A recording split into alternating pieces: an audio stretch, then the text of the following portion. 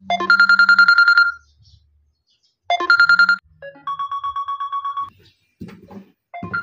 na ako.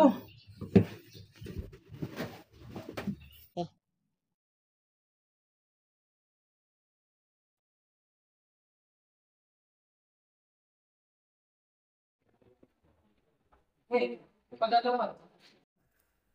Narinig ko kasing hiring kayo. Gusto ko sana mag-apply.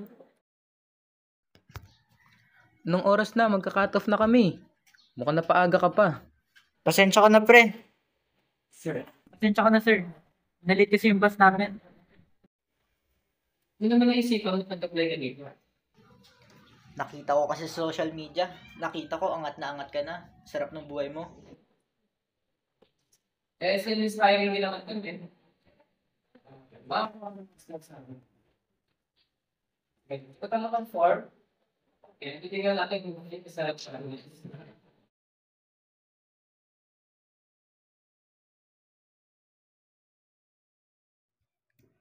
Ah, hirap na ito. Ano ba itong pinasok ko? That day, na-realize ko na mahirap pala yung trabaho na kuha ko. Hindi ko rin yung passion, kaya mas lala lang ako na-stress. Kaya napag-desisyon ko na lang na mag-resign.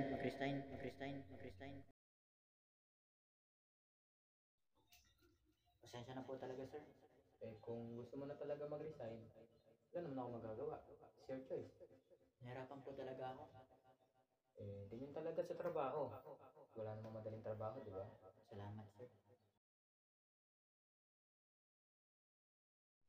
Kaya ang lesson for today is to always follow your passion.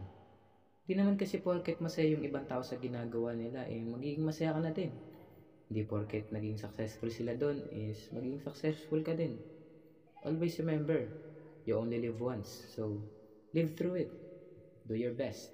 And always be happy.